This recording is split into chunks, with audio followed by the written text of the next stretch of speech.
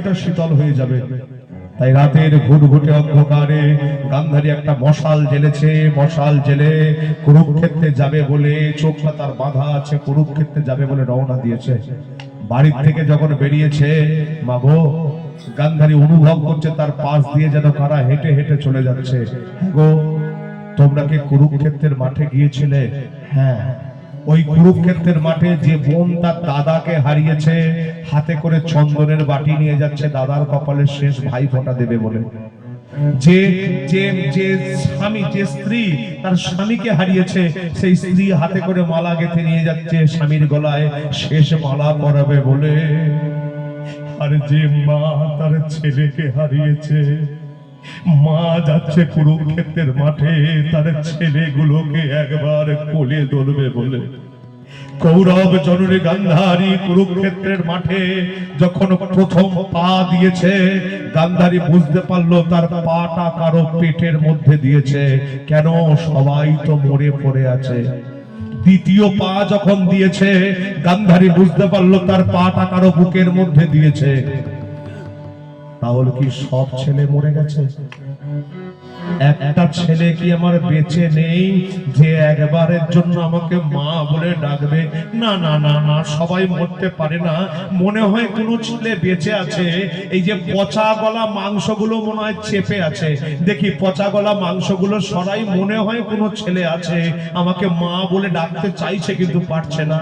গান্ধারী বসে পড়েছে, দুটো হাত দিয়ে পচা গলা মাংসগুলো সরাচ্ছে। পচা গলা মাংসগুলো ঠিকরে ঠিকরে নাকে দিয়ে পড়ছে, সেদিকে লক্ষ্য নেই। পচা গলা মাংসগুলো মুখে ঠিকরে ঠিকরে পড়ছে, সেদিকে লক্ষ্য নেই। লক্ষ্য শুধু একদিকে। 100 ছেলের মধ্যে কোন ছেলে তাকে একবার মা বলে ডাকে? কুরুক্ষেত্রের মাঠে দাঁড়িয়ে যখন কোন ছেলেকে সে খুঁজে পায়নি, ওই কুরুক্ষেত্রের মাঠে দাঁড়িয়ে শোকে দুঃখে কাতর হয়ে তার বড় ছেলেকে সর্বপ্রথম ডেকে উঠেছে, বাবা দুর্যোধন, দুর্যোধন।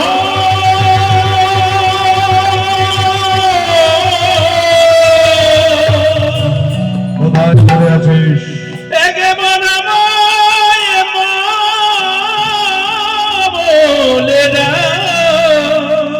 কোথায় আছিস বাবা? ওরে কতদিন ধরে বদনে মারা শুনি না, ওরে আমার প্রাণে দুর্যোধন।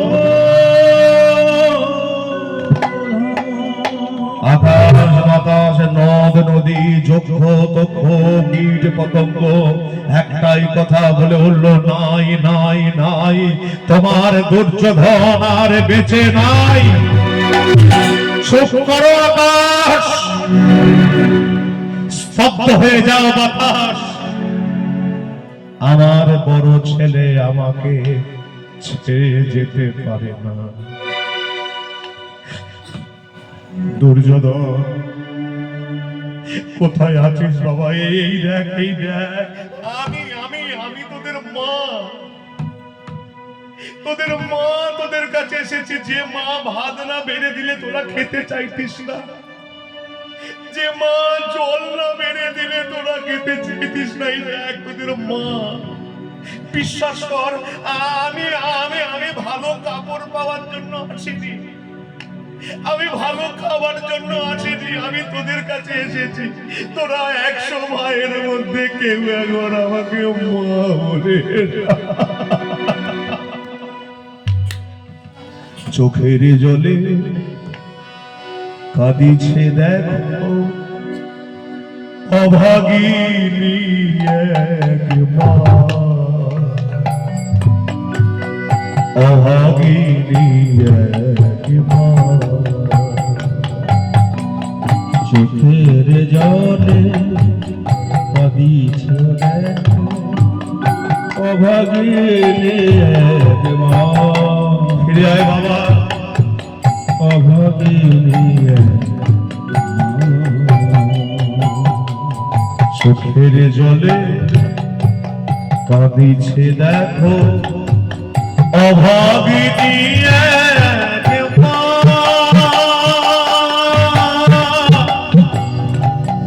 অভাগিনী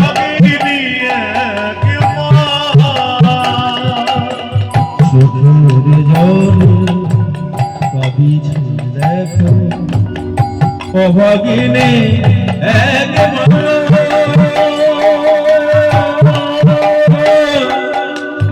অভাগিনী এক মা। আয় ফিরে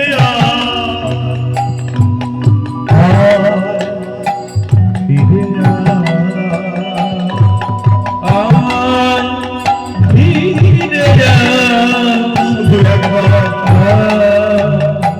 ফিরে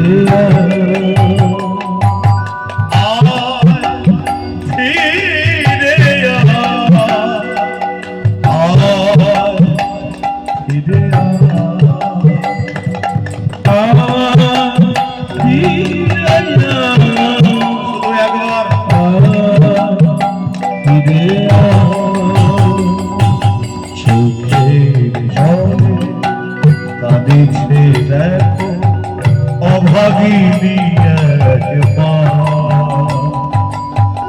অভাগিনী এক মা। চোখের জলে কাঁদিছে দেখো অভাগিনী এক মা, অভাগিনী এক মা। হে ভক্তমণ্ডলী, মায়ের আপনারা বিচার করুন। জগতে কোনো মায়ের কোলে যদি একটা সন্তান থাকে, সে সন্তান যদি বিষ খেয়ে মরে যায় বা অ্যাক্সিডেন্টে মরে যায়, বলুন তো সে মা কি ভালো থাকে? একটাই ছেলে, ছেলে যদি কোনো কারণে মারা যায়, বলুন সে মা পাগলিনী হবে না? সে মা উন্মাদিনী হবে না? এবার বিচার করুন, কোন মায়ের কোল থেকে যদি 100টা ছেলে মরে যায়, তার দুর্গতি কি হবে? কৌরব জননী গান্ধারী হাউ হাউ করে কাঁদছে, সাজানো প্রাসাদ আমি কার জন্য ফেলে রেখেছি? কি হবে ওই প্রাসাদ? 100টা ছেলে আমার সব মরে গেল, এখন আমি কি করব? আমি মরবো, আমি মরবো, আমি মরবো, মরবো। কুরুক্ষেত্রের মাঠের পাশে ছিল একটা পুষ্করণী। কৌরব জননী গান্ধারী মরার জন্য যখন পুষ্করণীর ধারে গেল, মনে মনে ভাবলো ওই জলে ঝাঁপ দিয়ে আমি মরবো। যখনই গান্ধারী জলে ঝাঁপ দিতে গেল, ঠিক সেই সময় গান্ধারী বুঝতে পারলো তার পায়ের তলায় কেউ একজন পড়ে আছে, আর গান্ধারীর পাটাকে জড়িয়ে ধরে বলে উঠল, মা কে কে আমাকে আমাকে মা মা মা বলে ডাকছিস? কে তুই? তুমি তো আমার মা। গান্ধারী বসে পড়েছে, চোখটা তার আছে বাঁধা। গান্ধারী বসে পড়ে হাত দিয়ে দেখলো যে মানুষটার দেহটা বিশাল প্রকাণ্ড, কিন্তু মানুষটা পুকুরে ছোট হয়ে গেছে। যে মানুষটা মুখ থুবড়ে পড়ে আছে, তার সারা পিঠটা রক্ত থোকা থোকা হয়ে গেছে। গান্ধারী আস্তে আস্তে মানুষটাকে উল্টে দিল, আর যখনই উল্টালো গান্ধারী দেখতে পেল তার মুখ থেকে তখনো পর্যন্ত অনুভব হচ্ছে, গান্ধারী বুঝতে পারছে, শুনতে পাচ্ছে, তখনো পর্যন্ত মানুষটা বেঁচে আছে। কারণ তখনো পর্যন্ত ওই মানুষটার মুখ থেকে একটাই শুধু কথা উচ্চারণ হচ্ছে, ওয়া ওয়া ওয়া। কে কে তুই আমাকে বারবার মা বলছিস? কুরুক্ষেত্রের মাঠে আমার 100টা ছেলে মরে গেছে, কেউ বেঁচে নেই। তাই আমি আমি আমি কারো মা হতে চাই না। বিশ্বাস কর, বিশ্বাস কর,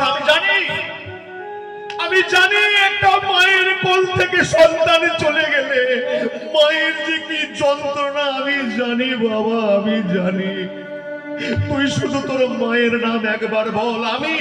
আমি কথা দিচ্ছি, কুরুক্ষেত্রের মাঠে সবাই মরে গেলেও আমি বেঁচে আছি।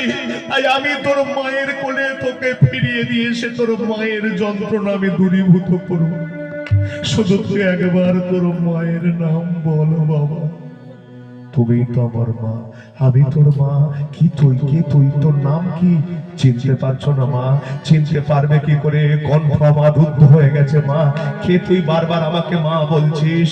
আমি তোমারই আদরের বড় ছেলে। আমার নাম হলো দুর্যোধন।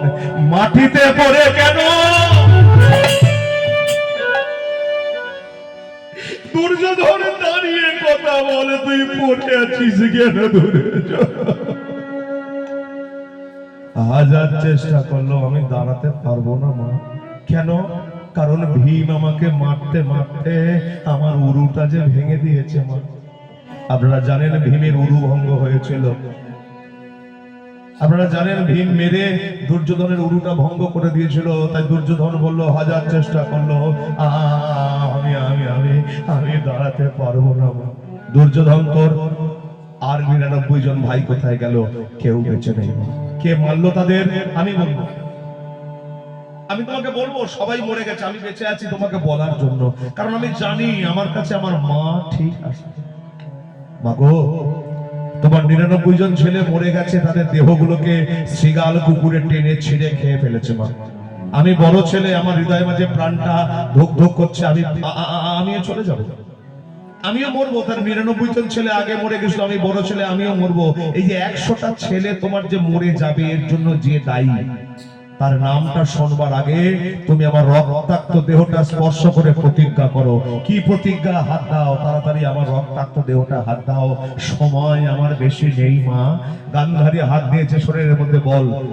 দুর্যোধন বলে উঠল, তোমার 100টা ছেলে মরার জন্য যে দায়ী, তোমার 100টা বংশের প্রদীপকে যে নির্বংশ করে দিয়েছে, তোমার বংশ প্রদীপকে যে দমকা বাতাসে নিভিয়ে দিয়েছে, তোমার সুন্দর রাজপ্রাসাদ যে ধূলিসাৎ করে দিয়েছে, সেই ব্যক্তি কোনোদিন যদি তোমার সামনে আসে, তাকে তুমি ছাড়বে না মা, তাকে তুমি ছাড়বে না, তাকে তুমি অভিশাপ দিয়ে জর্জরিত করবে।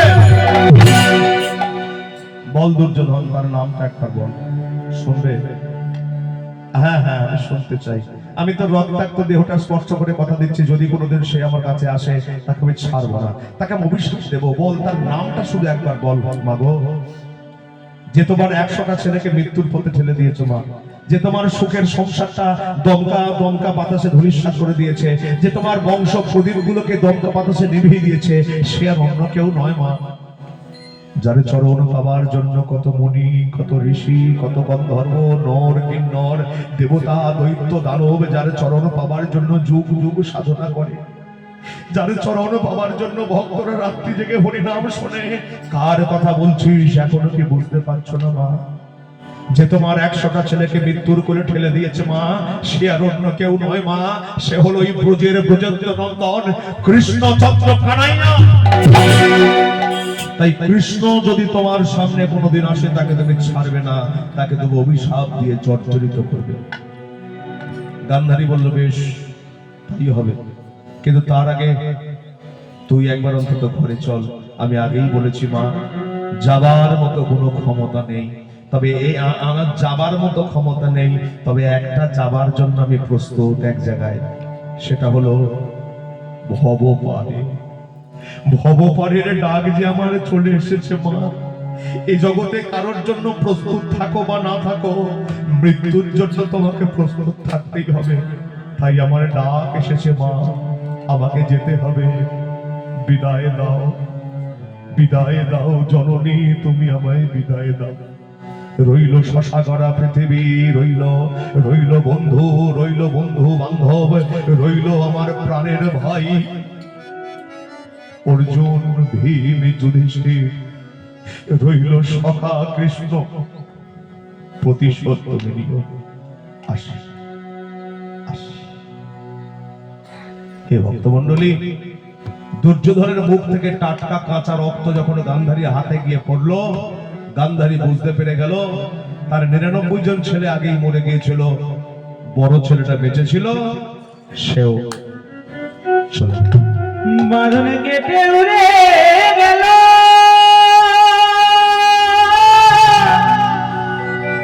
ও রাধামা,